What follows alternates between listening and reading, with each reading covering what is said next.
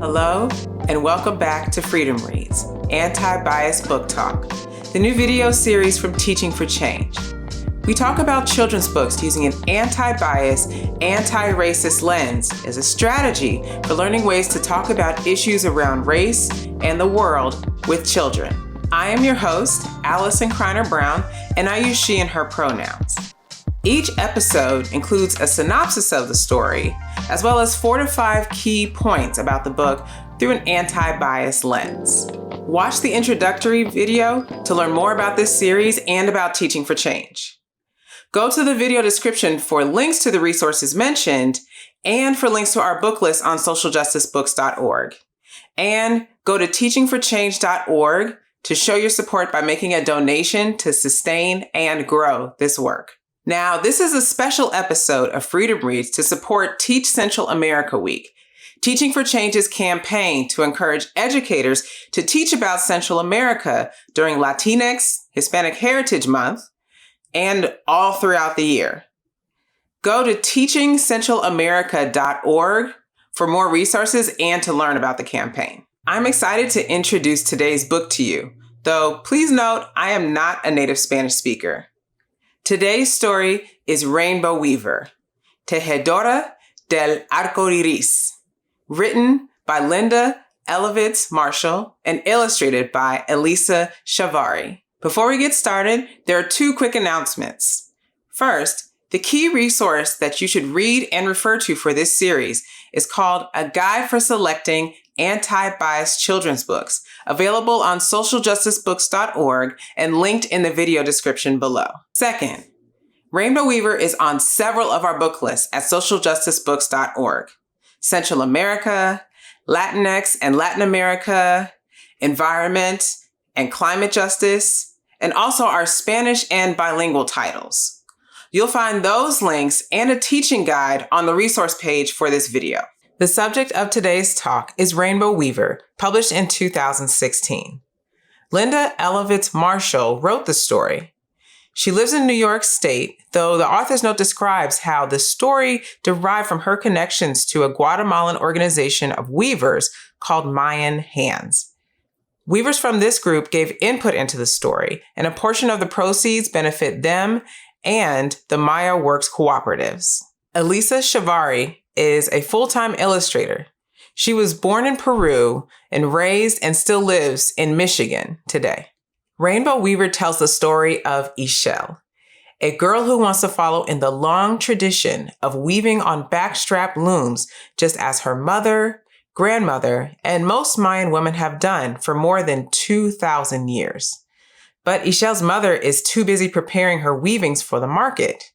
If the weavings sell at a good price, they will have money to pay for Ishel's school and books. Disappointed, Ishel attempts to weave with material she finds around her until she gets the brilliant idea to use the colorful plastic bags that are littered around her village.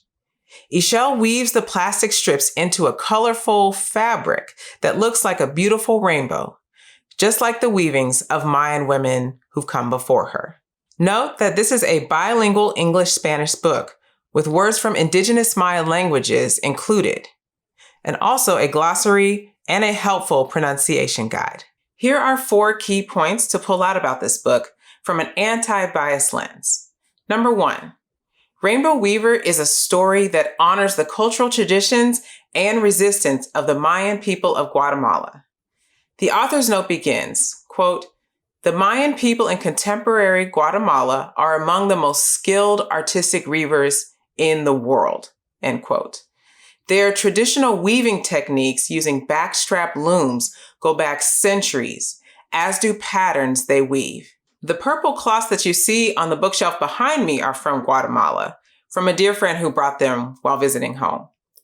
I can't stress enough how rich the tradition of weaving is among the Mayan people, and how important the textiles they produce are to their culture and their communities. And yet, colonialism, capitalism, and globalism have had devastating impacts on the Maya and other indigenous peoples of Central America by causing poverty, environmental degradation, and the destruction of traditional ways of life including language. Rainbow Weaver is a bilingual English and Spanish book, but it is notable that it's infused with words from Mayan languages. The glossary and pronunciation guide at the beginning of this book note that in Guatemala alone, there are 23 Mayan languages spoken.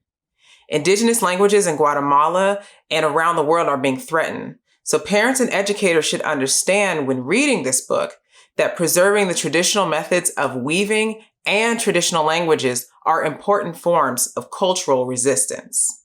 Number 2, Rainbow Weaver offers a present-day portrayal of the Mayan people that is rich, complex, and does not encapsulate them as relics of the past. Representations of indigenous people in children's books are few and far between, often leaving children with an impression that, at best, belongs in a museum and at the worst, is littered with racist tropes. Rainbow Weaver introduces young people to Mayan traditions that are still alive today, and it doesn't hide children from the challenges of poverty and environmental degradation that indigenous communities like Ixchels are facing. This story shows how the Mayans preserve their culture despite facing real threats to their existence and the ingenuity they continue to display. Number 3, the Guide for Selecting Anti-Biased Children's Books encourages us to look for books about children and adults engaged in actions for change. To pull directly from the guide, quote, "To fully develop a strong sense of self and a disposition towards cooperation and fairness, children need to know how to stand up for themselves and others when faced with unfairness.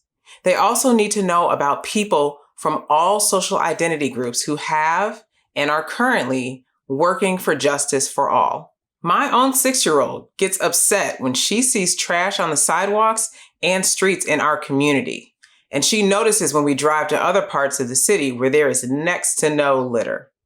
It's a big issue to her, and I talk with her about ways we can push for policies that lead to less waste, less production of plastic, and more fairness in cleaning our communities and the environment. Stories like Rainbow Weaver encourage my daughter and other children to create and pursue ideas that make their communities and the world better, healthier, and more just. Finally, this is a kid-friendly story about the human impact on the environment and the need for environmental justice and activism.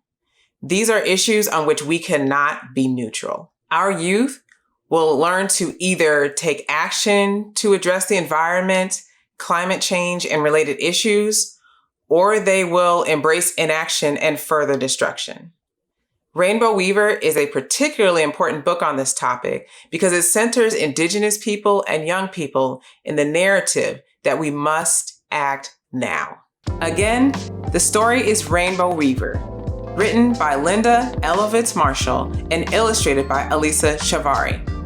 We have a lot of resources and follow-up activities for this book, so be sure to check out the resource page in the video description. Visit us online for book lists and more resources at socialjusticebooks.org. And please support our work by sharing this video and making a donation at teachingforchange.org. We hope to see you for the next episode of Freedom Reads Anti-Bias Book Talk. Until then, please follow, subscribe, donate, and share this. Peace, love, and justice.